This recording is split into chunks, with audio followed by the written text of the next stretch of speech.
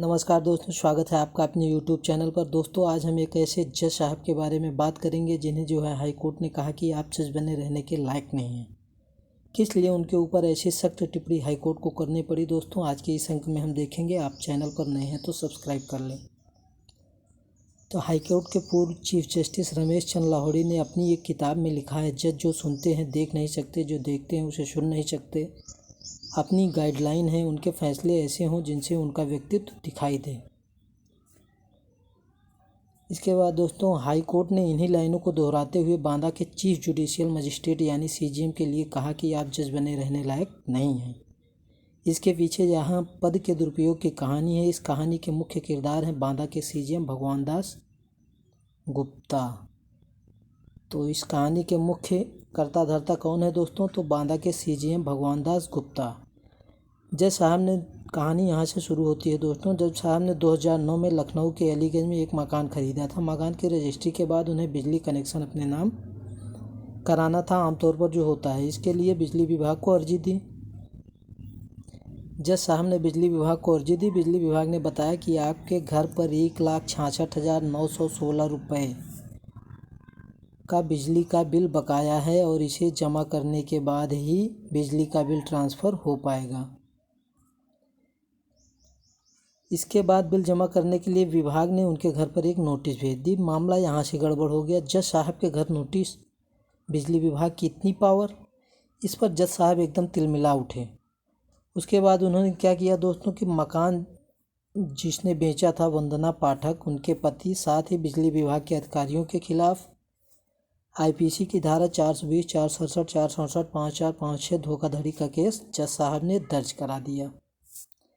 अब बात जज साहब की थी, इसलिए लखनऊ एसीजीएम कोर्ट ने एक एसआईटी का गठन किया और जांच करने का आदेश दे दिया। जांच हुई। लंबी कानूनी प्रक्रिया के बाद कोर्ट ने जज साहब का केस खारिज कर दिया।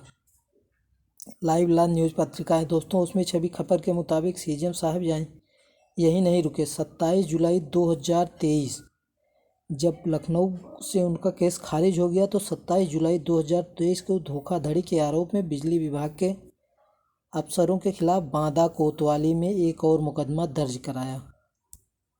अब सीजीएम साहब आ गए अपने क्षेत्र में। इंस्पेक्टर को धमकी देके कोतवाली में एक और मुकदमा दर्ज करा दिए। बिजली विभाग के अफसर ने इस मुकदमे को लेकर इलाहाबाद हाई कोर्ट में चैलेंज किया। 2 न्यायाधीशों की बेंच ने मामले की सुनवाई किया और एफआईआर रद्द कर दिया। सीजीएम साहब यहाँ से भी हार गए। बिजली विभाग के कर्मचारी वहाँ से हाई कोर्ट आ गए। हाई कोर्ट से जो है 2 बेंचों की जजों ने सुनवाई किया और इनकी एफआईआर को रद्द कर दिया गया। न्यायालय ने अपने आदेश में कहा कि सीजीएम कानूनी लड़ाई हार गए थे। इसके बाद भी बांदा की कोतवाली में बिजली विभाग के खिलाफ इंस्पेक्टर को धमका कर फर्जी मुकदमा दर्ज कराया। कोर्ट ने कहा 14 सालों में सीजीएम ने महज 5,000 रुपये ही बिजली का बिल जमा किया है और पूछने पर बोले कि सोलर पावर का इस्तेमाल करते हैं। बेंच ने कहा कि सीजीएम साहब ने निजी हित के लिए पद का गलत इस्तेमाल किया। ये टिप्पणी दोस्तों कौन कर रहा है? इलाहाबाद हाई कोर्ट के जज। उन्होंने क्या कहा कि निजी हित के लिए सीजीएम साहब ने पद का गलत इस्तेमाल किया। बिल भेजने पर बिजली विभाग के अफसरों पर फर्जी केस दर्ज कराया। वह जज बने रहने लायक नहीं है। हाई कोर्ट ने क्या कहा कि आप जज बने रहने लायक हैं ही नहीं।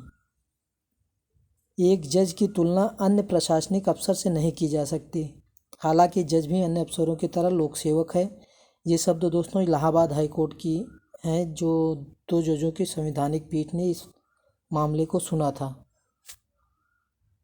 जिन्हें भारतीय संविधान से संप्रभु शक्तियों का इस्तेमाल करने का अधिकार है। संविधान द्वारा प्रदत्त शक्तियों का ही हम इस्तेमाल कर सकते हैं। ये जज साहब ने जज के लिए टिप्पणी की। एक जज का धैर्य और व्यवहार संविधान के अनुरूप होना चाहिए। इस दौरान जज ने चर्चिल का भी जिक्र किया और कहा कि जजों में दुख सहन करने की शक्ति होनी चाहिए। एक महत्वपूर्ण टिप्पणी जो इलाहाबाद हाई कोर्ट ने दोस्तों किया वो ये है कि हाई कोर्ट ने सख्त भाषा में कहा कि निचली अदालत का कोई भी जज बिना जिला जज की इजाज़त के एफआईआर दर्ज नहीं कराएगा। गंभीर मामलों में एफआईआर दर्ज नहीं कराएगा, गंभीर मामलों में दर्ज करा सकते हैं। अर्थात किसी भी कोर्ट के किसी भी न्यायाधीश को, मजिस्ट्रेट को एफआईआर दर्ज कराने के लिए बिना अपने हाईकोर्ट के जज को संज्ञान में लिए नहीं करना पड़ेगा। कुछ गंभीर मामलों में कर सकते हैं जिसमें तत्काल कार्रवाई की आवश्यकता हो। तो दोस्तों, ये थी कहानी हमारे सीजीएम साहब की, बांदा के, जिन्होंने केवल बिजली के बिल जमा करने के लिए अपने पद का इतना गलत दुरुपयोग किया। ये एक संवैधानिक पद पर बैठे हुए हैं। इनसे जो है एक सभ्य समाज बहुत ही सभ्य आचरण का अनुपालन करने की भावना रखती है। सीजीएम साहब को फटकार लगी, इसके लिए जो है हाई कोर्ट के सख्त रुख के लिए बहुत बहुत धन्यवाद। दोस्तों, आपको क्या लगता है, सीजीएम साहब ने सही किया या गलत? कमेंट बॉक्स में ज़रूर बताएं। धन्यवाद।